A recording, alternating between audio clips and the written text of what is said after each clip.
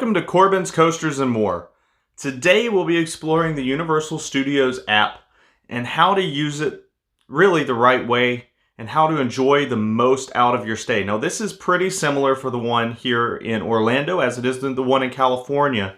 But the one in Orlando of course has a little bit more. City Walk's a little bigger. There's three theme parks including Volcano Bay. And those are all controlled on this one app. The app is really essential if you're going to the parks. You have to have the app downloaded on your phone. Everyone in your party should have it in your phone as well, just because it helps. And why not?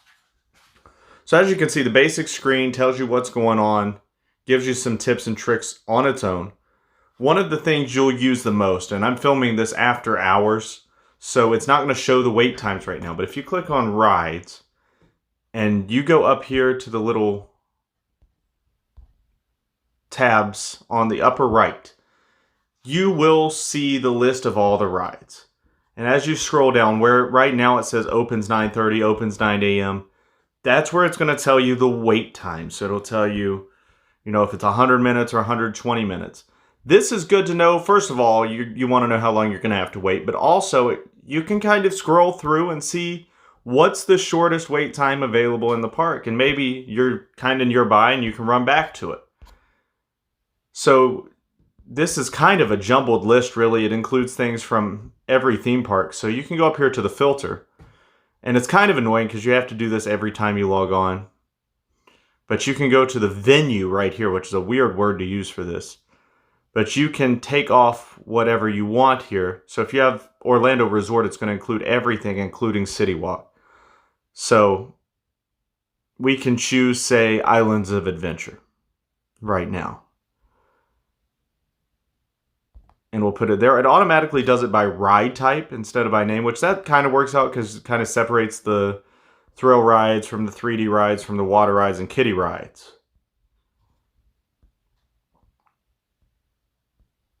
But it's definitely something you're going to want to have, and you can filter which ride you want here as well, up toward the top of the screen. And it's the same with any park. And it's also nice that they have the kid-friendly button, the Universal Express Pass accepted button. So there are really a lot of different ways to really kind of play around with this.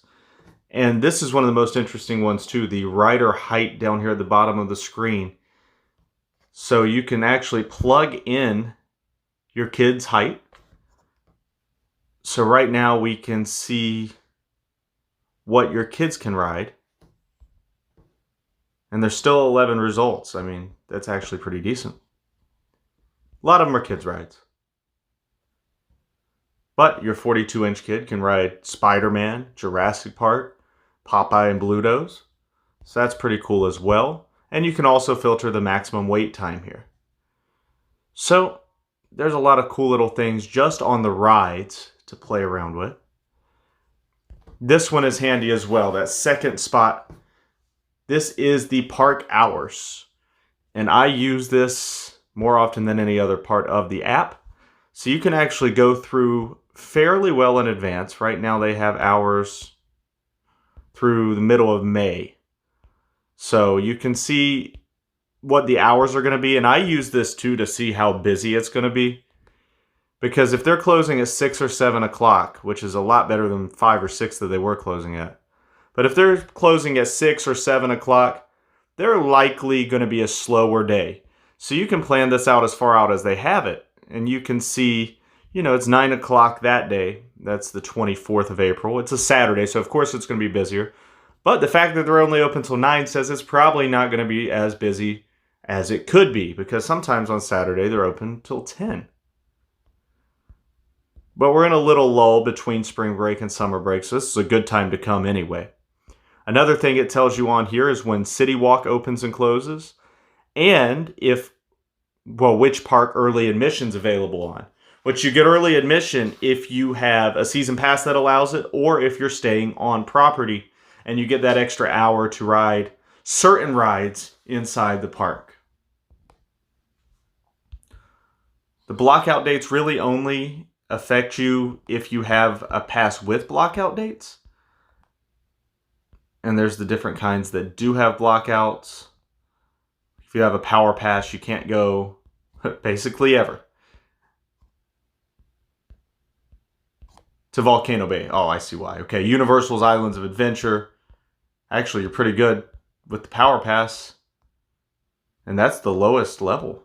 So that's interesting.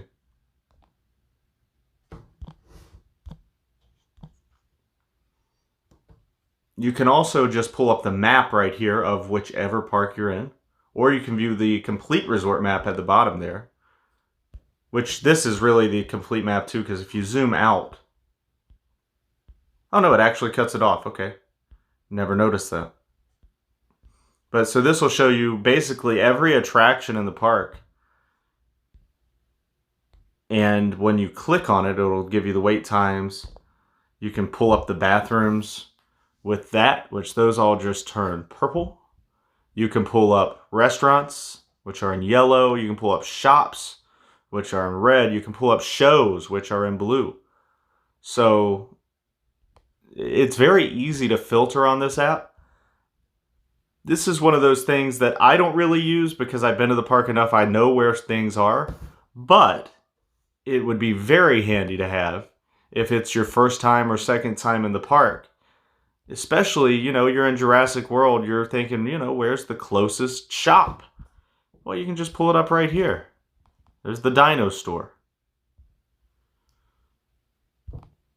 This one I use a lot as well. This is shows. This one has the filters as well, but there's not as much jumble on here. The stuff you want's close to the top of the list anyway, most likely.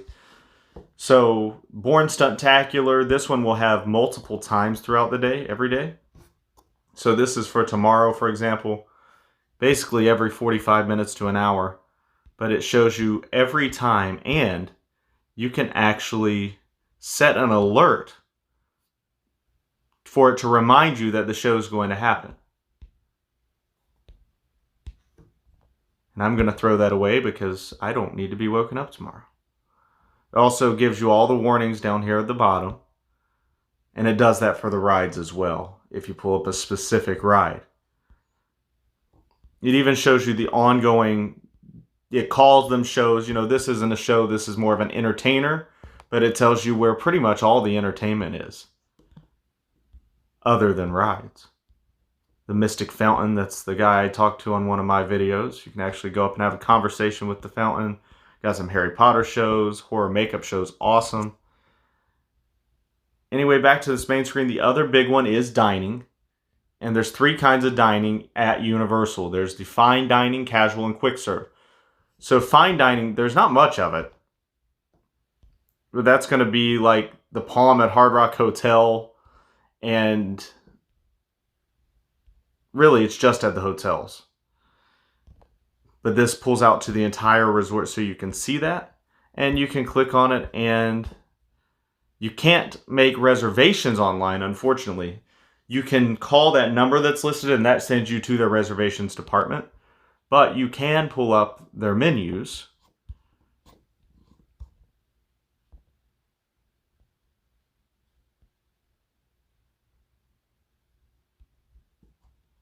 And of course, it's fine dining, so it's not going to be cheap. The cocktail list isn't bad. And it also, of course, tells you if the dining plan is or is not accepted. That's only accepted at quick restaurants in Universal. The casual restaurants are sit-down restaurants, but that you actually get full service at. And you have the quick serve, and most of these are available on your dining plan if they're in a park. I happen to click on Margaritaville that's not in a park. Like the Watering Hole, both Universal dining plans are available. And it shows you they have Coca-Cola Freestyle, which if you have one of those refillable cups, that means you can fill that up there as well.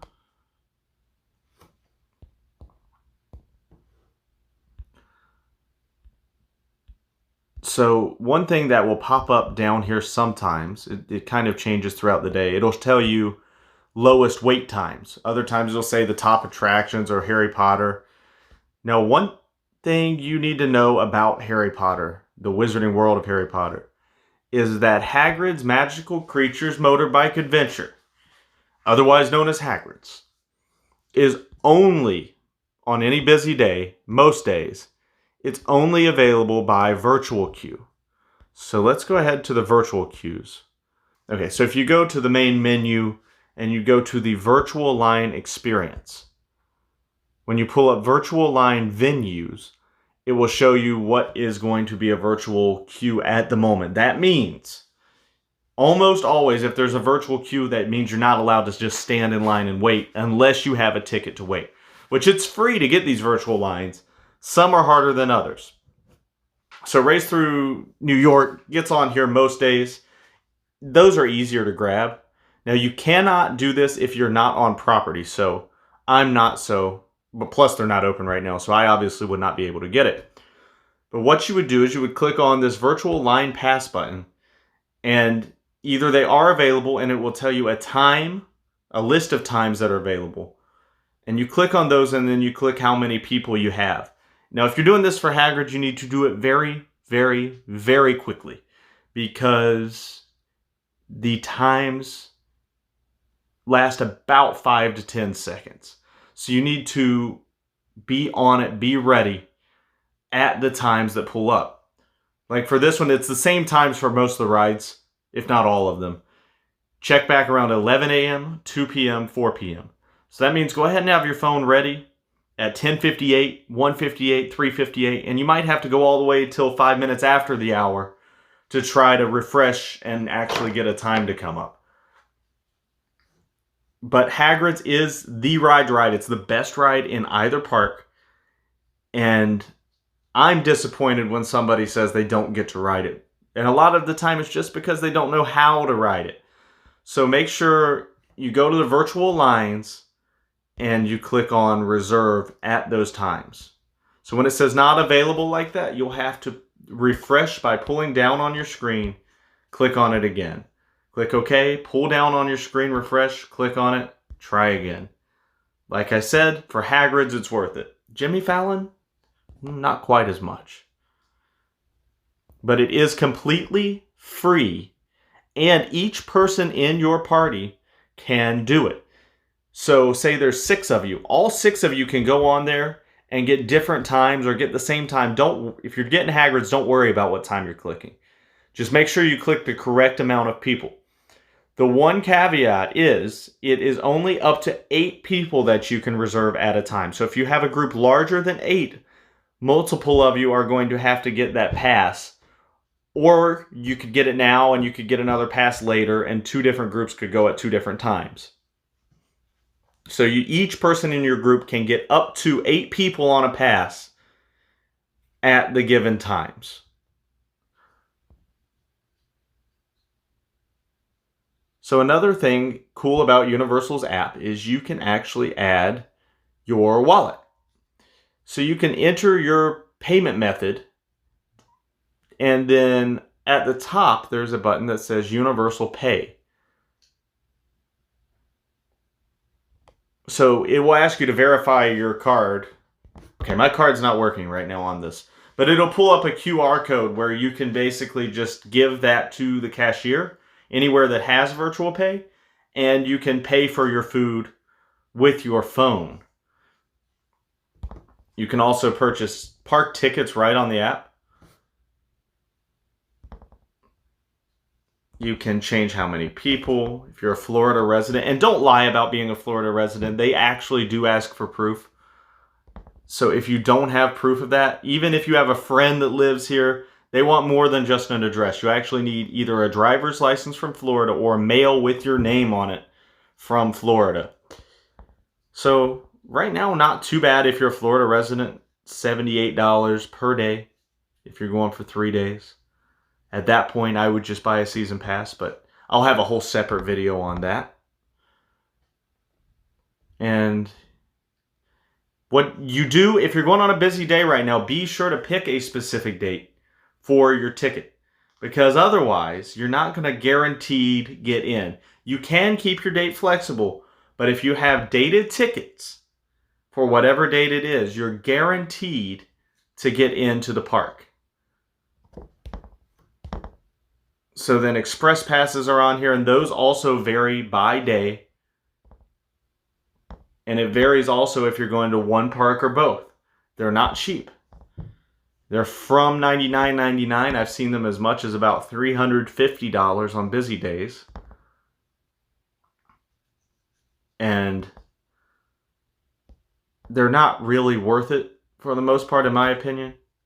Especially because I'm kind of cheap. I don't really like spending money not to wait in line. I'd rather just wait. But if you only have one day and you're going to both parks, then it probably is worth it to get that express pass just to make sure you can actually do everything if you don't think you're ever going to go back to the park. You know, if you're in Europe and it's a once-in-a-lifetime experience that you're getting going to Universal, yeah, get the express pass if you can afford it. But if you have 3 or 4 days at the park, even 2 days, or if you think you might be back in the next 5 years, yeah, you might miss a couple things, but it's not the end of the world. Just hit up the ride you really want to ride and then go back for the ones that you really didn't care about. The other thing, and this is kind of interesting for Universal. So some of the restaurants require mobile orders. Not all of them. And some of them you can do it even though you don't have to. So on these that say table delivery, like Mel's Drive-In and Richter's Burger Company, that means you might have to wait to get in the restaurant, but you're going to get into the restaurant, you're going to find a table, and once you sit down, your table will have a number. So when you go to order, you order what you want. I must be on property, but you order what you want. I would add that to my order, and then it will ask for a table number. And you'll put that in. You go ahead and pay, which if your payment information is already in the app, then it's very easy. You basically just click OK, and a server actually brings your food to your table. Now, you're not expected to tip at these restaurants. They're not considered full-service restaurants. This is all due to the pandemic. It's changed. Now, one interesting thing, if you look through this, there are no kids' meals available for mobile order. I don't think at any restaurant. This one specifically I know because it happened to me when I was there with kids. You actually have to go order your kids' meal at the counter, which is very counterintuitive and annoying. But you order anything that's not a kid's meal through the app, then you go order your kid's meal at the counter. Now, just a quick tip. Kids' meals are actually good for adults too. There is no age limit on them, and they include a side and a drink, and they're under $10. So actually, unless you're starving, if you're just trying to get a quick meal, kids' meal is kind of the way to go anyway. So, and then there's others that allow you to pick up your beverage or your food. Those say pick up. So you can order it, they'll make it, and then it will alert you when it's time to go pick up your order.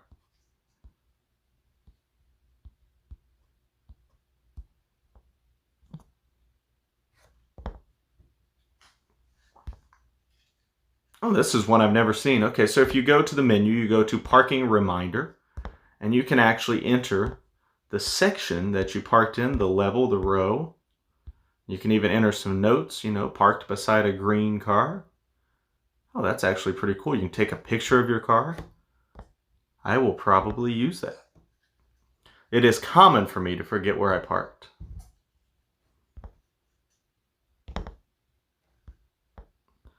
You can also reserve hotels on here, and it will tell you all the dining options at the hotels and give you directions. You can call the hotel through the app as well, see some pictures. But that's about it. There's no reservations directly on the phone through the app, and also, not like Disney, it does not also function as your pass to get into your hotel.